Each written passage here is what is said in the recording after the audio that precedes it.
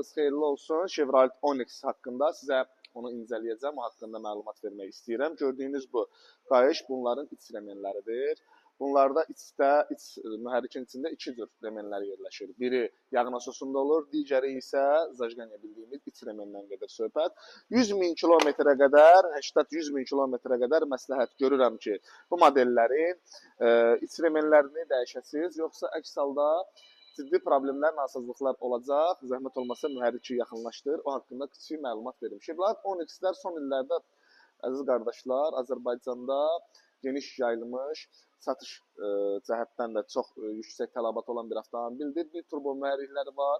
110-116 at gücünə malikdir. 6 pilləli sürətlər qutusuna malikdir. Əlbəttə ki, bunların bu gördüyünüz iç remenlər 141 sayla və 138 saydan ibarətdir. Bunlar mühərrikə görə dəyişirlər. Yəni, bir turbo olan mühərriklərdə 141 diş remenidir və sadə mühərriklər var ki, onlarda isə diş sayları əlbəttə ki, fərqli olurlar. Bir atmosferlik 3 silindirdən ibarətdir.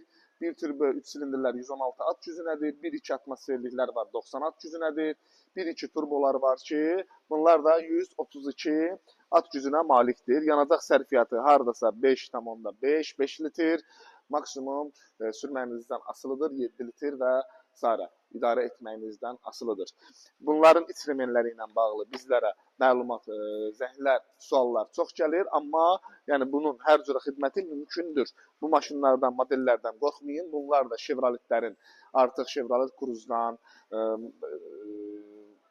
Malibu'dan, Trax'dan, onlardan sonra gələcək yeni nəsillərdir, 2020 plusdur. Bundan qorxmağa dəymir.